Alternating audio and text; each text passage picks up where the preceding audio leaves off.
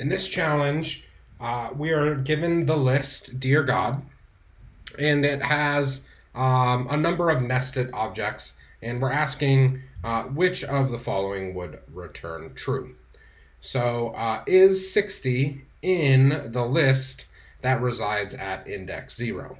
So we are given a list. It is a range object that's being turned into a list, starting at 10, ending at 59, moving by tens.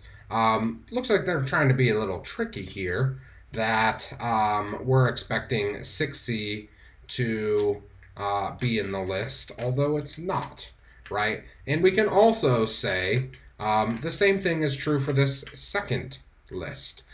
This is just a double nested list, a list of a single list. But that nested list contains the same numbers, 10 through 59, or excuse me, 10 through 59 counting by tens, right? So we know it's not the first option, and we know the next one we're looking for 30. We're saying, would this be in the second list? Again, a little tricky here. I might say yes, it is in the second object, right?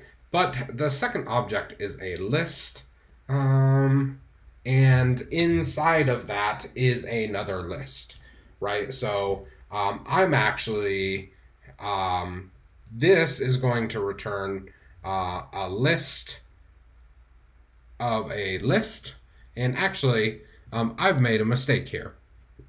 We're talking about index number 2, not the second item in the list. We see that our outer list only has 2 items. That means it ends at index 1.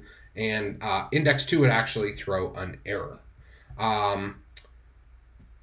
Here we are going to say 20 is in Dear God, accessing the second item, that is my list of lists, and we're accessing the first item, index 0, of this double nested list. And I can see the first index gets me to this list with one list in it, and then this second index gets me to index 0, which is the actual list of the range object, which does indeed contain 20.